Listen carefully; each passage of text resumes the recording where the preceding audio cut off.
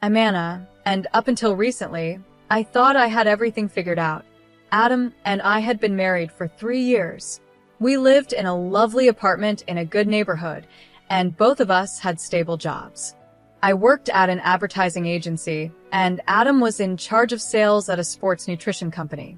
Our plan was simple: save money to buy a house, then start a family. We lived carefully, sharing one car. Every morning, Adam would drop me off at work before going to his office, and in the evenings, I'd find my own way home. It wasn't always easy, but we were determined to stick to our plan. Then Adam's sister, Mary, came to visit with her 3 kids. She was a single mom. Her husband had died in a car accident. Adam's parents, my in-laws, were very protective of her and wanted to make sure she never felt lonely. That's why they sent her to stay with us. When Mary arrived, Adam was thrilled. "Isn't it great to have them here?" he said as he helped with her bags. I nodded, trying to be as excited as he was. "Sure, it'll be nice to spend time together." At first, I thought Adam's attention to Mary and her kids was kind. He played with the children, listened to Mary's problems, and went out of his way to make them feel comfortable. But as days went by, his focus on Mary grew stronger. He started asking me to put her needs first too. "Anna, can you help Mary with the kids' laundry, or why don't you take Mary shopping? She needs to relax." I was already tired from work, and now I had to take care of Mary and her children. The situation got worse when Adam said, "Anna, Mary's going through a hard time. We need to make her stay as comfortable as possible. Can't you be more understanding?" I stared at him, disbelief filling me. "Adam, I'm trying, but I'm tired too. I work all day, then come home to cook and clean for everyone. I need a break as well." He frowned, clearly upset by my answer. "Mary is a single mom. She needs our support. You should be more sympathetic." As I watched Adam continue to fuss over Mary and her kids, a sinking feeling hit me. This wasn't just a short visit anymore. Something had changed, and I wasn't sure if I was going to like where this was headed. Days turned into weeks, and there was no sign that Mary was planning to leave. I was completely drained, both mentally and physically. After long days at the ad agency, I would come home, cook for everyone, and clean up the mess. Adam's constant complaints were wearing me out. "Anna, Mary doesn't like spicy food. Can't you make something else?" Adam said one evening. I held back my frustration and bit my lip to keep from crying. "Adam, I'm doing my best. I'm tired too, you know," I replied. "Mary's with the kids all day. She's exhausted and doesn't have time to cook," he shot back. I took a deep breath, trying to stay calm. "I understand that, but—" "No buts, Anna. We need to support her," Adam interrupted. I nodded, staying quiet to avoid another argument. I understood Mary was going through a tough time, but I was tired of Adam's constant criticism. I just wanted things to go back to normal. One evening, as I was washing the dishes after dinner, Adam dropped a bombshell. "Anna, we need to talk," he said, leaning against the counter. I dried my hands, preparing myself. "What is it?"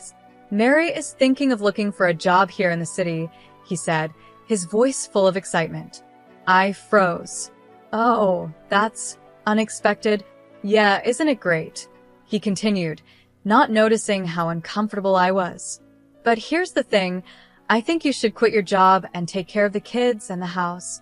The plate I was holding slipped from my hands and clattered into the sink. "What?" "You can't be serious." Adam frowned. "Of course I am. Mary needs to work, and someone has to watch the kids." I couldn't believe what I was hearing. "Adam, I'm not quitting my job to take care of someone else's children. That's not fair." "Fair? What's not fair is expecting Mary to handle everything on her own," he snapped. I took a deep breath, trying to remain calm. "Okay, let's think about this. Where is Mary going to live if she gets a job here?" Before Adam could answer, Mary walked into the kitchen with a big smile. "Oh, didn't Adam tell you? I'll be living here, of course, with my amazing brother, who understands me and supports me. I couldn't ask for a better brother." I stared at Adam, my eyes demanding an explanation. He shifted uncomfortably under my gaze. "Look, Anna, can we talk about this later?" he said, avoiding eye contact. "No, Adam. We need to talk about this now," I said, my voice shaking. "I'm not okay with this. We can't all live together. It's too cramped in this apartment for 7 people. Adam's face lit up like he had just thought of a brilliant idea. "But honey, don't you see? This is perfect. We were planning to buy a house anyway, and now we have an even better reason to do it sooner. There'll be plenty of space for everyone." I couldn't believe what I was hearing. "Adam, that's not the point. We can't just..." But he cut me off mid-sentence, his attention already somewhere else. "Sorry, Anna. We'll talk later." I promised the kids I'd play with them.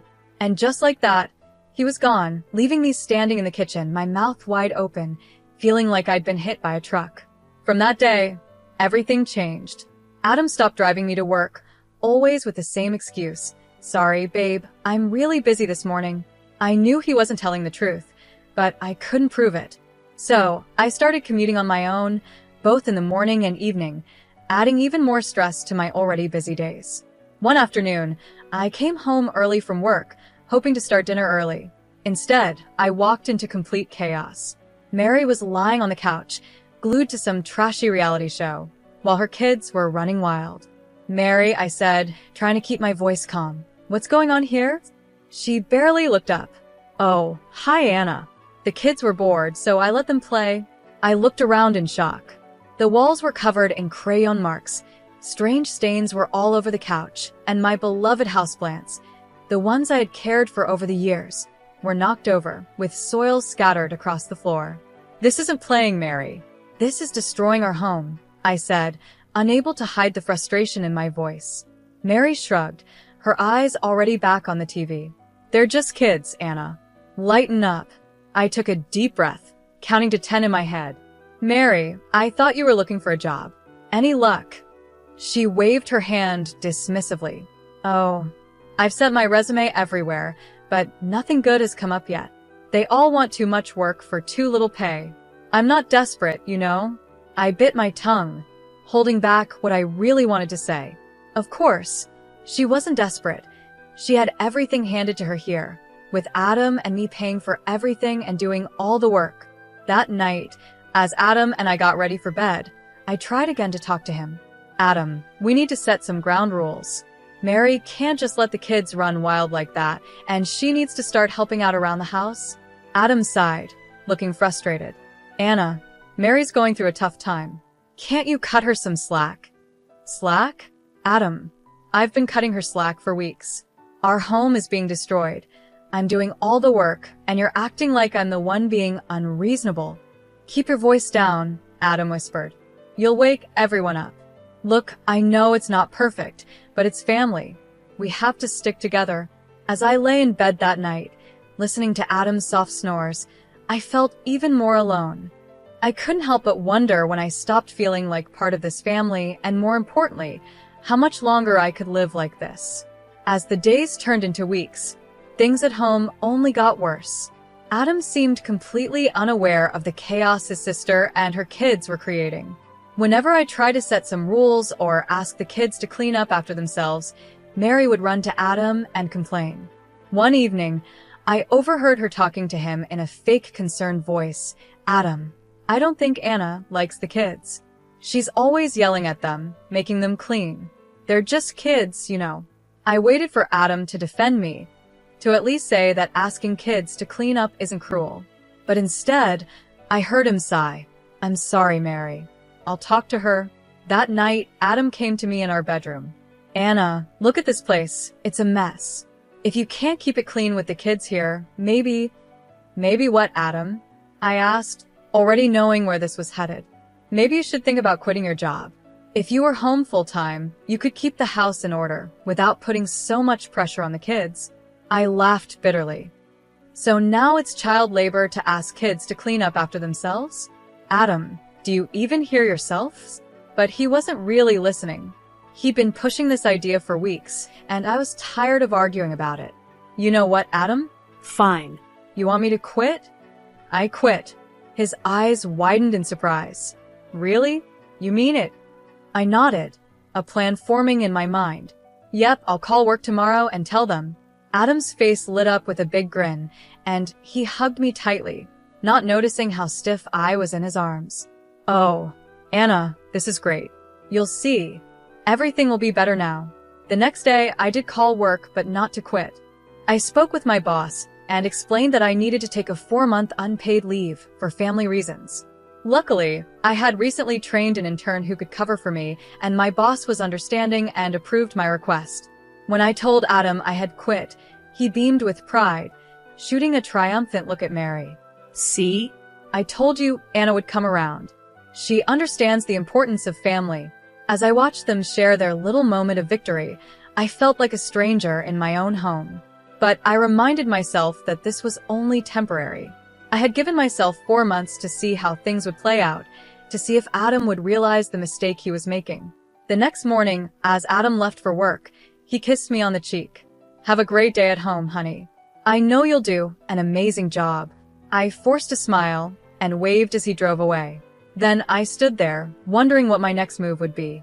I turned to face the mess inside the house. Mary was already lounging on the couch, remote in hand, while her kids ran around making a bigger mess. From the moment I quit my job, my life turned into a never-ending cycle of chores and looking after Mary's kids. I'd wake up at dawn, make breakfast for everyone, pack Adam's lunch, and spend the rest of the day cleaning, cooking, and taking care of the children. Meanwhile, Mary acted like she was on a permanent vacation. Days blurred together with the same routine. Mary would head out to shop or meet friends for coffee, leaving her kids with me without a second thought. I'd watch her drive away in Adam's car while I was stuck at home, juggling housework and childcare. Adam seemed completely unaware of how unfair everything had become. He'd come home, kiss me on the cheek, and ask, "How was your day, honey?" As if I had chosen this life, as if I was living my dream instead of his sister's. One evening, while I was serving dinner after spending hours cooking, Adam made an announcement. "So, Mary's birthday is next month," he said with a big grin. "I've got something special planned." Mary clapped her hands, excited. "Ooh, tell me." Adam shook his head. "It's a surprise, but clear your evening on the 17th. On Mary's birthday, we all got into Adam's car and headed to LeBlanc, the fanciest restaurant in town. It was the kind of place Adam and I used to dream about going for our anniversaries, but we always decided to save the money for our house fund instead. When we arrived, Adam's parents were already there, doting on Mary and barely acknowledging me. As we settled into our seats, I couldn't help but feel like I didn't belong. It felt like I was on the outside, looking in on someone else's family celebration. Throughout the meal, the conversation was all about Mary, her struggles, her strength, her dreams. I sat quietly, pushing food around my plate, feeling more invisible with each passing minute. After the main course, Adam stood up, gently tapping his glass to get everyone's attention. "I'd like to make a toast," he said, "to my amazing sister, Mary. You've been through so much, and you handle everything with such grace. I'm in awe of your strength." Mary beamed, soaking up all the praise. Adam continued, "And to celebrate your birthday, I have a special surprise." He reached into his pocket and pulled out a small box. For a split second, my heart leaped. Could this be a surprise for me? Maybe he was going to thank me for all the sacrifices I had made. But then, he turned to Mary and held out the box. "Mary, you've mentioned how hard it is getting around with the kids," he said, opening the box to reveal a set of car keys. "Happy birthday, sis. Your very own car, just like you've always wanted." The table erupted in applause and cheers. Mary jumped up, hugging Adam tightly. "Oh my God, Adam. I can't believe it. You're the best brother ever." I sat there frozen in shock. A car. He had bought her a car. My mind flashed back to all the times I had told Adam we needed a second car, and all the times he had said we couldn't afford it because we were saving for a house. "Adam," I said, trying to keep my voice calm, "can I ask why you bought such an expensive gift for Mary?" The table went silent, and everyone looked at us. Adam's smile faded a bit. "Well, Mary needs a car. She has 3 kids, and it's hard for her to get them to the park or the doctor. Plus, She'll need it when she starts working soon. I couldn't believe what I was hearing. And what about me? I've been asking for a second car for months. Adam's expression turned cold. You're at home all day, Anna. You don't need a car. The unfairness of it all hit me like a punch. How much did this car cost, Adam? I asked. He shifted uncomfortably in his seat. $60,000. The room started spinning. $60,000? Where did you get that kind of money? Adam cleared his throat. I took it from our joint account, but don't worry. I'll put it back when I get my bonus at work. Something inside me snapped. You took our savings without even talking to me? That was our house fund, Adam. I want you to return that money right now. Adam's mother gasped. Anna. How can you be so selfish? Your sister-in-law needs this car. I was beyond caring about their opinions. Years of frustration boiled over. Selfish? I've given up everything for this family, my job, my dreams, my identity. Adam's face turned red with anger. If you're going to be so greedy and inflexible, fine. I'll take out a loan and put the money back in our account. Happy now? No. I shouted, not caring about the scene we were making. I don't want you to take out a loan. I want you to sell the car and put our savings back where they belong. Mary, who had been quiet until now, suddenly spoke up. See, Adam? I told you she's controlling. She's trying to make you henpecked. Adam's parents nodded in agreement. Anna, his father said firmly, you need to learn your place. Adam is the head of this household. I felt like I was drowning, surrounded by people who didn't see me as a person, just someone meant to fit into their perfect family image. Adam stood up, his chair scraping loudly against the floor. That's enough, Anna. You've ruined everyone's evening with your behavior. Don't you know how to act in public? Tears stung my eyes, but I refused to let them fall. I stood up, grabbed my purse, and said, I'm leaving. Good. Adam shouted, no longer caring about the other people in the restaurant staring at us. Get out, you ungrateful freeloader. I'm the one who earns the money in this family, and you should be obeying me. Maybe if you had a job, you'd have the right to an opinion. His words hit me like physical punches.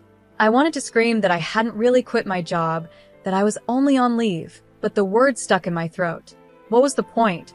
They had already decided who I was in their eyes. As I walked out of the restaurant, I could hear Adam's angry rant continuing behind me. She lives off my hard work and has the nerve to question my decisions. Can you believe it? The cool night air hit my face as I stepped outside, and the tears finally started to fall. I had never felt so humiliated, so angry, and so done. When I got to our apartment, my hands were shaking as I fumbled with the keys. The nanny looked up in surprise as I came in, tear-streaked and disheveled. I went straight to our bedroom, pulled out my suitcase, and began packing. I moved mechanically, gathering my clothes, toiletries, and a few precious mementos. I left a short note for Adam. I'm staying at a hotel. Don't try to contact me. The hotel room I checked into was small and plain, but it felt like a safe space. For the first time in months, I could breathe without the crushing weight of expectations and disappointment. That night, I couldn't sleep. I tossed and turned, replaying the events of the evening in my mind. By morning, I knew what I had to do. As soon as the law offices opened, I made an appointment with a divorce attorney. Mary Shelley came highly recommended, known for her fair but firm approach. Mrs. Frank, she said, shaking my hand. Tell me what brings you here today. I poured out my story. The slow destruction of my marriage, the financial betrayal, the public humiliation. Mary listened carefully, taking notes. Based on what you've told me, the lawyer said when I finished, you have a strong case for divorce. Your husband's actions with the joint account are particularly concerning. Let's get started on drafting the initial paperwork. Over the next few days, I threw myself into building a new life. I found a small apartment close to my office, and I called my boss to explain the situation, asking if I could return from leave early. She was understanding and welcomed me back with open arms. As I settled into my new routine, I hoped for an amicable divorce. I wasn't seeking revenge, just fairness. I suggested mediation to Adam, thinking it would be the easiest way to end things. I'm not asking for much, I told him during our first session. Just return the money you spent on Mary's car, and we can split the remaining joint account evenly. Adam scoffed. Return the money? That car was a gift to my sister. You're being ridiculous. The mediator tried to help, but it was clear Adam wasn't going to budge. After 3 sessions with no progress, I realized we'd have to go to court. The next few months were a whirlwind of legal meetings, paperwork, and court appearances. Adam fought me every step of the way, trying to paint me as a greedy person trying to take away his sister's car. Finally, after what felt like forever, the judge made her ruling. The court finds that Mr. Frank's use of joint funds to purchase a vehicle for his sister without his spouse's consent was illegal. Mr. Frank is ordered to reimburse Mrs. Frank for half the value of the vehicle, as well as her legal fees. A wave of relief washed over me. It wasn't about the money. It was about justice. I wanted my voice to be heard and my rights to be recognized. As we left the courthouse, Adam's face was filled with anger. I hope you're happy, he spat. You've gotten what you wanted, you greedy, heady woman. Over the next few weeks, Adam followed the court's orders and transferred the money to my account. I later found out he had to take out a loan to cover it, but I couldn't feel guilty. He had made his choices, and now we both had to live with the consequences. For months after the divorce was finalized, I had settled into a peaceful routine. My small apartment had become a sanctuary, filled with the simple joys I had forgotten during my marriage. I had reconnected with old friends, immersed myself in my work, and even started a small herb garden on my balcony. For the first time in years, I felt like myself again. One quiet Friday afternoon, there was a knock at my door. I wasn't expecting anyone, so I cautiously approached and looked through the peephole. My heart skipped a beat. When I saw Adam standing there, looking disheveled and anxious, I thought about pretending I wasn't home. But curiosity got the better of me, and I opened the door. Anna, Adam said, his voice hoarse. Can we talk? I hesitated, then nodded and stepped aside to let him in. He glanced around my apartment, taking in the cozy and organized space. You look good, he said softly. The place looks nice. Thanks, I replied, still on guard. What brings you here, Adam? He sank onto the couch, running his hands through his hair. I messed up, Anna. I see that now. I came to apologize and, well, to ask for your help. I sat in the armchair across from him, waiting for him to continue. I lost my job, he blurted out. The company downsized, and I was let go. I'm still paying off the loan for Mary's car, and I'm barely making ends meet. Mary, she refuses to sell the car or get a job. Says she's not ready yet. A small part of me felt a twinge of satisfaction hearing this, but I pushed it aside. I'm sorry to hear that, Adam, but I'm not sure how I can help. He looked up at me, his eyes pleading. The apartment is a mess. Mary doesn't clean, and the kids are out of control. The landlord is threatening to evict us because of the noise and mess. I realize now that you were right about everything. Mary's not just going through a rough patch. She's taking advantage of me. And I let her. I sat there, listening. The feeling of being right was bittersweet. Yes, I had been right, but at what cost? Anna, Adam continued, his voice breaking. I know I don't deserve it, but I was hoping we could start over. I've learned my lesson. I miss you. I miss us. Maybe with your help, we could fix things. For a moment, I was taken back to the early days of our marriage, the love we had, the dreams we shared, the future we had planned together. But then I remembered the betrayal, the humiliation, and the months of feeling invisible and unvalued. I took a deep breath. Adam, I appreciate your apology, and I'm sorry you're going through a tough time, but I can't go back. His face fell. But Anna, I've changed. I see things clearly now. I shook my head gently. The thing is, Adam, I've changed too. These past few months have shown me what I'm capable of and what I deserve. If you betrayed me once, how can I trust you wouldn't do it again when things get hard? I wouldn't, he insisted. I've learned my lesson. Maybe you have, I said softly. But that doesn't change the fact that I'm happier now. I found freedom in being on my own, in making my own choices without worrying about a partner who didn't value my opinions. Adam's shoulders slumped. So, that's it? There's no chance for us. I stood up, making it clear the conversation was over. I think it's best if you go, Adam.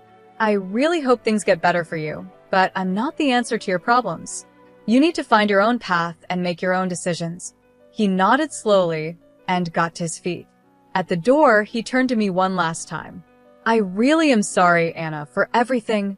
I know, I said quietly. Goodbye, Adam. As I closed the door behind him, I leaned against it and let out a long breath. A mix of emotions filled me. Sadness for the dreams we once shared, a little satisfaction at seeing Adam face the consequences of his actions, but more than anything, I felt an overwhelming sense of relief and freedom.